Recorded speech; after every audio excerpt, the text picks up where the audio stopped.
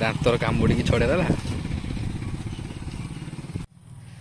ଜୟ ଜଗନ୍ନାଥ ସାଙ୍ଗମାନେ, ଜୟ ଜଗନ୍ନାଥ, ମତେ ନମସ୍କାର। ମୁଁ ରାହୁଲ ସ୍ୱାଦ ରାଉର ଆଜିର ଆଉ ଗୋଟେ ବଢ଼ିଆ ଭିଡ଼ିଓଟିକୁ ଚାଲନ୍ତୁ ଆରମ୍ଭ କରିବା। ଆଜି ହେଉଛି କେତେ ନା ତାରିଖରେ? ଆଜି ହେଉଛି 6 ତାରିଖ। 6 ତାରିଖ। ଚାଲନ୍ତୁ ଭିଡ଼ିଓ କଣ୍ଟିନ୍ୟୁ କରିବା। ସକାଳୁ ଟ୍ୟୁସନ୍ ସାରିକି ଭିଡ଼ିଓଟାକୁ ଆରମ୍ଭ କରୁଛି। ଯଦି ଭିଡ଼ିଓ ନୂଆ ଥିବେ ଚ୍ୟାନେଲକୁ ନିହାତି ସବସ୍କ୍ରାଇବ୍ କରିବେ ହେଲା। ଚାଲ ଅରବିନ୍ଦ ଯାଇଛନ୍ତି ତାଙ୍କ ଘରକୁ, ଆସିବେ ଯାଇକି ଶୁକ୍ରବାର ଦିନ ବୋଧେ।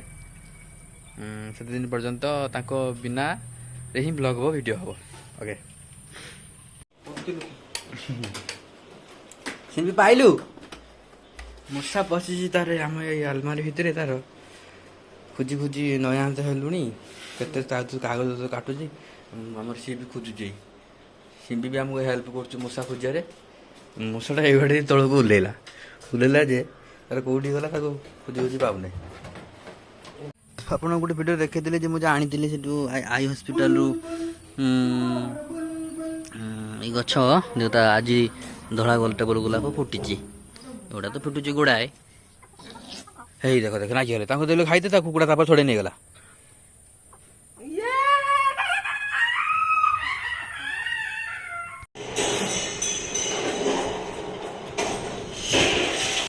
ଗୋଟେ ଦୋକାନରେ ବସିଛି, ଦେଖ ଦିଟା ମାଙ୍କଡ଼ ସେଠି ଆଗରେ ବଉଛନ୍ତି।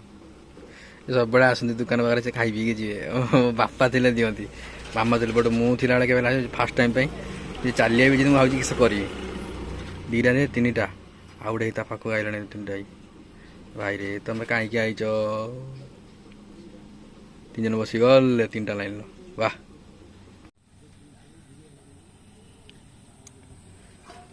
କାହିଁକି ତମ କଥା ଶୁଣୁନାହାନ୍ତି? ଲାଞ୍ଜ ପୁରା ଲାଞ୍ଜ ଓଳି ଦେଇ ବସିଗଲେ ଆଉ ଦଉଛି ରୁହ।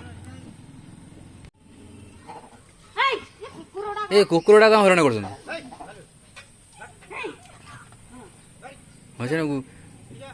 ସିଏ ବି ଛାଡ଼ିବେନି। ବିସ୍କୁଟ ପୁରା ସେ ହାତରୁ ଖାଇକି ଯିବେ ବିସ୍କୁଟ ଗୁଡ଼ା।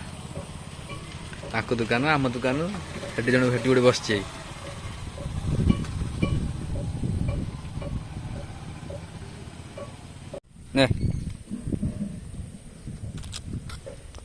ହାତରୁ ନେଇକି ଯିବେ, ହାତରୁ ନେଇ ଛଡ଼େଇ ଖାଇଦେ।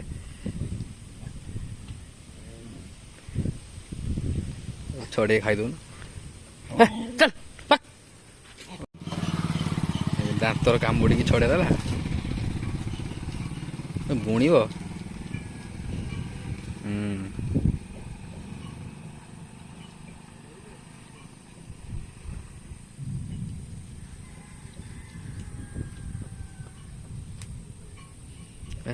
ରଜା ପୁଅର ବସିଛି।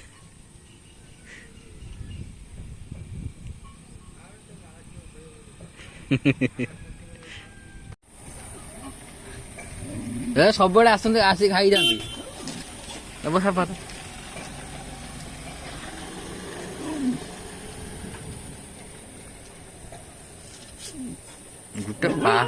ଗୋଟେ ପାହାରା ବସିବ ତ କୁକୁର ଦେଇ ଛାଡ଼ିକି ପଳେଇଯିବ। ଓହୋ, ଦେଇଲା ଗୋଟେ ପାହାର। ସିଏ ତ ସେଠି ବସି ତାର କୁଣ୍ଡେଇ ହଉଛୁ, ସେଠି 2 ଜଣ ବସୁଛନ୍ତି।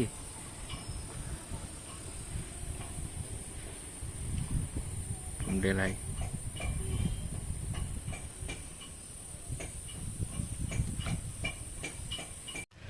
ସେମାନେ ଦେଖିଲେ ତ ମାଙ୍କଡ଼। ଏ ମାଙ୍କଡ଼ ଗୁଡ଼ାକ ପ୍ରାୟ ସପ୍ତାହକୁ ଥରେ ବା 200 ଥରେ ଯେମିତି ଆସନ୍ତି, ଆସିକି ଖାଇ ପିଇକି ଯାଆନ୍ତି। ମାନେ ସେ ଲୋକ ଟାଇମ୍ରେ ଆସିଲେ, ସେ ସନ୍ଧ୍ୟାବେଳ ଟାଇମ୍ରେ ଆସନ୍ତି ନା, ମାନେ 4ଟା 5ଟା ପରେ ପରେ ସବୁବେଳେ ଆସନ୍ତି। ଆସିଲେ ଲୋକ ବି ଥାନ୍ତି ଛକରେ, ସମସ୍ତେ ଦିଅନ୍ତି ଖାଇତେ, ଖାଇଦେଇକି ଯାଆନ୍ତି। ଆଇଛନ୍ତି ଆଜି ଦିନ ଟାଇମ୍ରେ ଆଇଛନ୍ତି ଯେ ଯାହା ଆମେ ଯାହା ଦେଲୁ ଆଉ ତାର ଆଉ।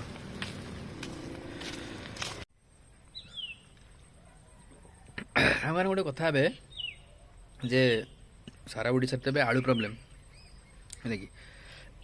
ଆଳୁ ଏବେ ବି 40 ଟଙ୍କା 50 ଟଙ୍କା ଲେଖା ଅଛି। ଆଳୁର ସମସ୍ୟା ଦୂର ହେଇପାରୁନି ହେଲା କି? ଆଜି ମୁଁ ସକାଳେ ନ୍ୟୁଜ୍ ଦେଖୁଥିଲି ଯେ କହୁଛନ୍ତି ଯେ ଆଳୁ ହେଉଛି ବାଂଲାଦେଶରେ ଯାହା ଆସୁଛି ଆସିପାରୁନି। ଏବେ ଆସୁଛି କେଉଁଠି, ମଧ୍ୟପ୍ରଦେଶ ନା କେଉଁଠୁ ଆସୁଛି ଆଳୁ, ନା ଉତ୍ତରପ୍ରଦେଶରୁ।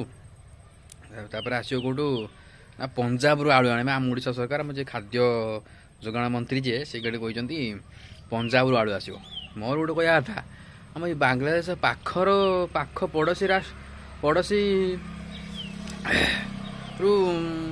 ଆଣିକି ତୁମେ ଶସ୍ତାରେ ଦେଇପାରୁନ, ବେଙ୍ଗଲରୁ ଆଣିକି ପଞ୍ଜାବରୁ ଆଣିକି ଦେବ ଶସ୍ତାରେ।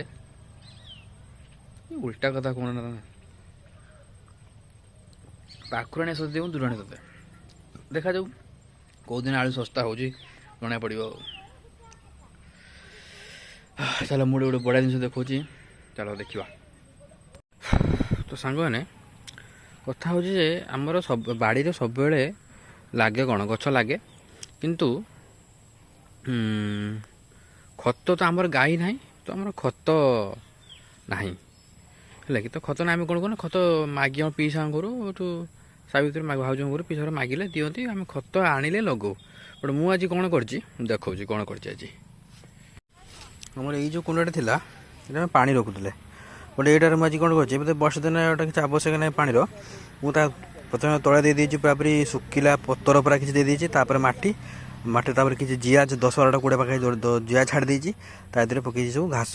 ଏହାପରେ ପଡ଼ିବ ଗୋବର, ତାପରେ ପୁଣି ଆଉଥରେ ପଡ଼ିବ ମାଟି ହେଲା କି, କଦଳୀ ଚୋପା, ପନିପରିବା ଚୋପା ସବୁ ପଡ଼ିବ। ଦେଖିବା ଗୋଟେ ଅର୍ଗାନିକ୍ ଖତ ତିଆରି କରିବା, ଦେଖିବା ହେଉଛି କି ନାହିଁ। ଯଦି ଅର୍ଗାନିକ୍ ଖତ ହେଇଗଲା ତାହେଲେ ଆମକୁ ଆଉ ପଡ଼ିବ ନାହିଁ ଖତ। କାରଣ ଆଜିକାଲି ସମସ୍ତେ, ମୁଁ ଏବେ ଦେଖୁଛି ଇଣ୍ଟରନେଟ୍ରେ ଦେଖୁଛି, ଏବେ ଫେସବୁକ୍ ଖୋଲିଦେନାହାନ୍ତି, ମୋର ଆସିବ ସବୁ ମାନେ ଯେଉଁ ଏଗ୍ରିକଲଚର୍ ଉପରେ ସବୁ ଭିଡ଼ିଓ ଗୁଡ଼ା ସବୁ ଆସିବ।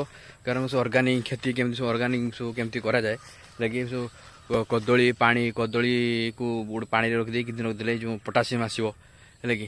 ଆଉ ଗୋଟେ କ'ଣ କକ୍ପିଟ୍, ନଡ଼ିଆ କତା, ଯେଉଁ କକ୍ପିଟ୍ ଯେ ସେଥିର ନଡ଼ିଆ କତାରୁ ମଧ୍ୟ ଖତ ମାଟି ସହିତ ମିଶାଇକି କଲେ ମାଟି ଟିକେ ଫୁସଫୁସିଆ ରହିବ, ଭଲ ଟିକେ ପବନ ଯିବା ଆସିବା କରିବାରେ ମାଟି ମାନେ ଭଲ ଟିକେ ଗଛ ହେବ ହେଲା କି। ଛାତ ଉପରେ କେମିତି ସବୁ ଗଛପତ୍ର ଲଗାଉଛନ୍ତି ସେଥିରେ ଗୋଟେ ଯେହେତୁ ଆମର ବାଡ଼ି ଅଛି, ତ ମୋତେ ଛାତକୁ ଯିବାକୁ ପଡ଼େ, ମାଟି ନେଇକି ଦିତାଲା ଉପରୁ ଟେକିକି ନେଇକି ଯିବା ବେଳକୁ ଆଣ୍ଡି ଫାଟି ଦିଅ ହେଲା କି। ଚାଲ ମୁଁ କିଛି ପୁଇ ଗଛ, ମୋର ଏବେ କିଛି ରୁଇବାର ଅଛି, ମୁଁ ପୁଇ ଗଛ ଲଗାଇ ଦେଇକି ମୁଁ ଯିବି ଟ୍ୟୁସନ୍ ଆସିଲେ ପୁଣି ରାତିରେ ଭିଡ଼ିଓ କଣ୍ଟିନ୍ୟୁ କରିବା।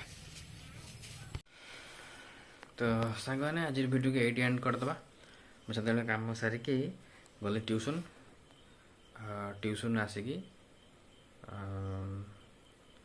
ଖାଇଦେଇକି ତ ଆସିକି ଫେସବୁକ୍ରେ ଲାଇଭ୍ ଥିଲି କିଛି ସମୟ ଫେସବୁକ୍ରେ, ତାପରେ ସେଠି ଫେସବୁକ୍ ଲାଇଭ୍ ଛାଡ଼ି ଦେଇକି ଭିଡ଼ିଓକୁ ଏଣ୍ଡ କଲି। ଭିଡ଼ିଓକୁ ଏଣ୍ଡ କରିସାରି ପୁଣି ୟୁଟ୍ୟୁବ୍ରେ ଲାଇଭ୍ ଯିବି ହେଲା କି। ଆଉ ଯେଉଁମାନେ ବି ପ୍ରାଙ୍କ ଦେଖିନାହାନ୍ତି ସେମାନେ ଯାଇକି ପ୍ରାଙ୍କଟିକୁ ଦେଖନ୍ତୁ ହେଲା କି। ଆଉ ଆପଣମାନଙ୍କର ଇଚ୍ଛା ଅନୁସାରେ ଭିଡ଼ିଓ ଆସୁଛି ସବୁବେଳେ ଯେତେବେଳେ ବି ପ୍ରାଙ୍କ ପାଇଁ ବେଶୀ ପ୍ରେସର୍ ଆସୁଛି, ପ୍ରାଙ୍କ ପାଇଁ ବେଶୀ କମେଣ୍ଟ ଆସୁଛି, ଆମେ ତାର କିଛି ଦିନ ଭିତରେ ବି ପ୍ରାଙ୍କ ଭିଡ଼ିଓ ଆଣୁଛୁ। ଯେହେତୁ ଆମେ ଆପଣଙ୍କ ଇଚ୍ଛା ଅନୁସାରେ ଭିଡ଼ିଓ ଆଣୁଛୁ ତ ଆପଣଙ୍କର ଗୋଟେ ଖୁସି ହେଉଥିବ, ଆଉ ଗୋଟେ କର୍ତ୍ତବ୍ୟ ରହିବ ଯାଇକି ଯେ ଭିଡ଼ିଓଟିକୁ ପୁରା ଦେଖିବା ହେଲା କି। ଭିଡ଼ିଓର ଯେଉଁ ପ୍ରକାର ଡ୍ୟୁରେସନ୍ ଥିଲା ବଟ୍ ଏବେ ଡ୍ୟୁରେସନ୍ ଟିକେ କମି ଆସିଲାଣି, ଯେଉଁଟାକି ଭଲ ଲାଗୁନି ଜମା। ତ ଯାଇକି ଭିଡ଼ିଓଟିକୁ ପୁରା ଫୁଲ୍ ୱାଚ୍ କରନ୍ତୁ, ଆପଣ ବି ଖୁସି ଅନୁଭବ କରନ୍ତୁ, ମୁଁ ବି ଖୁସି ଅନୁଭବ କରିବି ହେଲା କି। ତ ରହିଲି, ପୁଣି ଦେଖା ହେବ ନେକ୍ସଟ ଭିଡ଼ିଓରେ। ରୁବି ପାଇଁ ବି କମେଣ୍ଟ ଆସିଥିଲା ଯେ ଭାଉଜ କେବେ ଆସିବେ ଘରକୁ। ଭାଉଜ ଆସିବେ ଯାଇକି ଶୁକ୍ରବାର ଦିନ ହେଲା କି। ଆଜି ଗଲା କି ବାର, ସୋମବାର ଗଲେ ମଙ୍ଗଳବାର, ବୁଧବାର, ଗୁରୁବାର, ଶୁକ୍ରବାର ଦିନ ଆସିବେ ହେଲା କି। ଶୁକ୍ରବାର ଆସିଲେ ପୁଣି ଆମେ ତାଙ୍କ ସହିତ ଜଡ଼ିତ ହେବା ହେଲା କି। ତ ସେତେ ପର୍ଯ୍ୟନ୍ତ ରହିଲି, ପୁଣି ଦେଖା ହେବ ନେକ୍ସଟ ଭିଡ଼ିଓରେ। Next video. Tata, bye bye, good night, take care, ଜୟ ଜଗନ୍ନାଥ।